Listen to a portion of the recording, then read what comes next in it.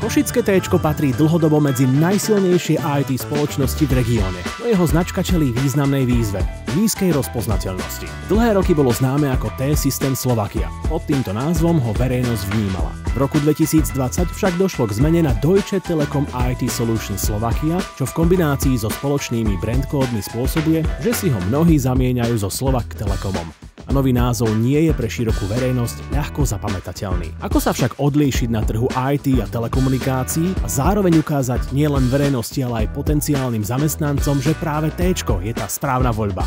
Naším cieľom bolo dokázať, že sme najlepší aj v prestížnej ankete na zamestnávateľ 2024. Stavili sme na autentickosť a silu komunity. Zamestnanci sa stali ambasádormi značky, ktorí prostredníctvom podcastov, videí a sociálnych sietí priblížili firemnú kultúru a špecifiká práce v Téčku. Počas roka sme vytvorili úspešné obsahové formáty.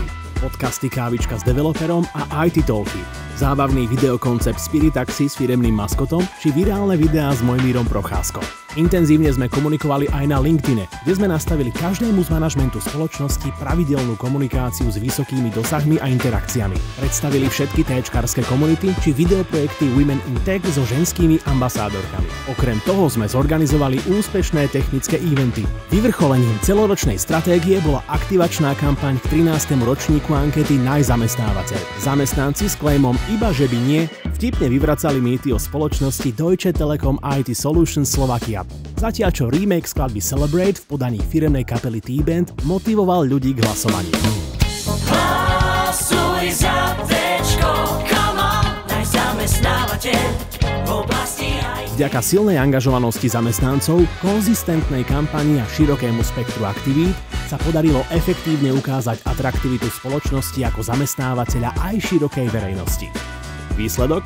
Košické Téčko obsadilo prvé miesto v ankete Najzamestnávateľ 2024 v kategórii IT a telekomunikácie.